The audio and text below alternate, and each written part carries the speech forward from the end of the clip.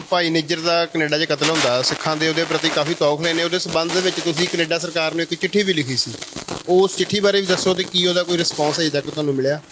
ਹਾਂਜੀ, ਇਸ ਨੂੰ ਕੋਇਨਸੀਡੈਂਟ ਹੀ ਕਹਾਂਗੇ ਕਿ ਅੱਜ ਸਵੇਰੇ ਹੀ ਪ੍ਰਾਈਮ ਮਿਨਿਸਟਰ ਆਫਿਸ ਤੋਂ ਜਿਹੜੀ ਅਸੀਂ ਚਿੱਠੀ ਲਿਖੀ ਸੀ ਨਿਆਂ ਦੇ ਲਈ, ਜਸਟਿਸ ਦੇ ਲਈ, ਫੇਅਰ ਪ੍ਰੋਬ ਦੇ ਲਈ, ਇੱਕ ਇੰਡੀਪੈਂਡੈਂਟ ਫੇਅਰ ਪ੍ਰੋਬ ਦੇ ਲਈ, ਉਹਦਾ ਅੱਜ ਪ੍ਰਾਈਮ ਮਿਨਿਸਟਰ ਆਫਿਸ ਤੋਂ ਇੱਕ ਜਵਾਬ ਆਇਆ। ਉਹਨਾਂ ਨੇ ਸਾਡੀਆਂ ਕੰਸਰਨਸ ਨੂੰ, ਸਾਡੀਆਂ ਚਿੰਤਾਵਾਂ ਨੂੰ ਐਕਨੋਲਜ ਕੀਤਾ ਔਰ ਉਹਨਾਂ ਨੇ ਕਿਹਾ ਕਿ ਤੁਹਾਡੀ ਚਿੱਠੀ ਸਾਨੂੰ ਮਿਲ ਗਈ ਹੈ। ਅਸੀਂ ਇਸ ਬਾਰੇ 3 ਗੱਲਾਂ ਉਹਨਾਂ ਨੇ ਆਪਣੇ ਚਿੱਠੀ ਦੇ ਵਿੱਚ ਜਿਹੜੀਆਂ ਹਾਈਲਾਈਟ ਕੀਤੀਆਂ ਨੇ ਕਿ ਕੈਨੇਡੀਅਨ ਜਿਹੜਾ ਜਸਟਿਸ ਸਿਸਟਮ ਹੈ ਉਹਦੇ ਜਿਹੜੇ ਇਸ ਤਰ੍ਹਾਂ ਦੇ ਵਾਕਿਆ ਹੁੰਦੇ ਨੇ ਉਹ ਪ੍ਰੋਵੀਜ਼ਨਲ ਜਿਹੜੀਆਂ ਗਵਰਨਮੈਂਟਸ ਹੁੰਦੀਆਂ ਨੇ ਉਹ ਪ੍ਰੋਵ ਕਰਦੀਆਂ ਨੇ, ਉਹ ਜਾਂਚ ਕਰਦੀਆਂ ਨੇ। ਪਹਿਲੀ ਗੱਲ ਤਾਂ ਹੈ। ਸੋ ਉਹਨਾਂ ਦਾ ਕਹਿਣ ਦਾ ਮਤਲਬ ਹੈ ਕਿ ਜਿਹੜੀ BC ਪ੍ਰੋਵਿੰਸ ਹੈ ਉਹਦੀ ਗਵਰਨਮੈਂਟ ਇਹਦੀ ਜਾਂਚ ਕਰੇਗੀ।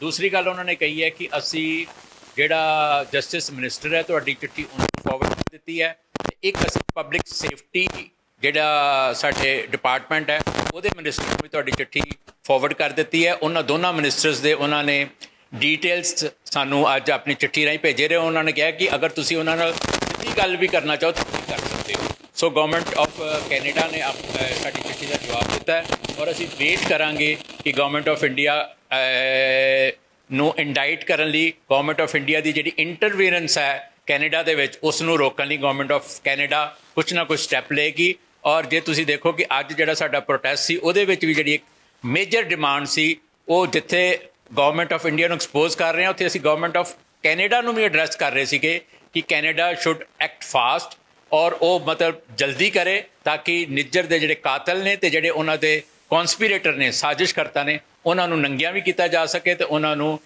ਕਾਨੂੰਨ ਦੇ ਜਕੜ ਤੇ ਪਕੜ ਦੇ ਅੰਦਰ ਲਿਆਂਦਾ ਜਾਵੇ।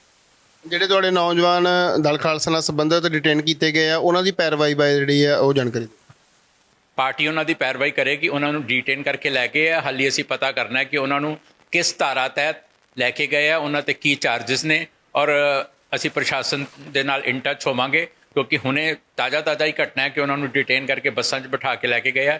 ਹਾਲੇ ਤੱਕ ਸਾਨੂੰ ਇਹ ਨਹੀਂ ਪਤਾ ਕਿ ਉਹਨਾਂ ਨੂੰ ਕਿਸ ਧਾਰਾ ਦੇ ਤਹਿਤ ਗ੍ਰਿਫਤਾਰ ਕੀਤਾ ਹੈ, ਪਰ ਇਹ ਅਨਡੈਮੋਕ੍ਰੈਟਿਕ ਐਕਟ ਹੈ ਗਵਰਨਮੈਂਟ ਆਫ ਪੰਜਾਬ ਦਾ। ਅਸੀਂ ਪਹਿਲੇ ਦਿਨ ਕਲੀਅਰ ਕੀਤਾ ਸੀਗਾ ਕਿ ਗਵਰਨਮੈਂਟ ਆਫ ਪੰਜਾਬ ਨੂੰ ਤੇ ਪੰਜਾਬ ਪੁਲਿਸ ਨੂੰ ਇਹਦੇ ਵਿੱਚ ਨਹੀਂ ਆਉਣਾ ਚਾਹੀਦਾ। ਇਹ ਸਾਡੀ ਸਿੱਧੀ ਗਵਰਨਮੈਂਟ ਆਫ ਇੰਡੀਆ ਦੇ ਨਾਲ ਲੜਾਈ ਹੈ, ਉਹਦੀ ਏਜੰਸੀਜ਼ ਦੇ ਨਾਲ ਲੜਾਈ ਹੈ। ਅਸੀਂ ਉਹਨਾਂ ਤੱਕ ਮੈਸੇਜ ਪਹੁੰਚਾਉਣਾ ਚਾਹੁੰਦੇ ਹਾਂ, ਪਰ ਗਵਰਨਮੈਂਟ ਆਫ ਪੰਜਾਬ ਨੇ ਅਨਡੈਮੋਕ੍ਰੈਟਿਕ ਰਵੱਈਆ ਅਖਤਿਆਰ ਕਰਦੇ ਹੋਏ ਸਾਡੇ ਬੰਦਿਆਂ ਨੂੰ ਰॉ ਆਫਿਸ ਤੱਕ ਜਾਣ ਤੋਂ ਰੋਕਿਆ ਔਰ ਉਹਨਾਂ ਨੂੰ ਡਿਟੇਨ ਕਰਕੇ ਪੁਲਿਸ ਥਾਣੇ ਛਾਟੇ ਲੈ ਕੇ ਗਏ। ਬਹੁਤ ਬਹੁਤ ਧੰਨਵਾਦ ਜੀ। ਵਾਹਿਗੁਰੂ ਜੀ ਕਾ ਖਾਲਸਾ, ਵਾਹਿਗੁਰੂ ਜੀ ਕਾ ਖਾਲਸਾ, ਵਾਹਿਗੁਰੂ ਜੀ ਕੀ ਫਤਿਹ।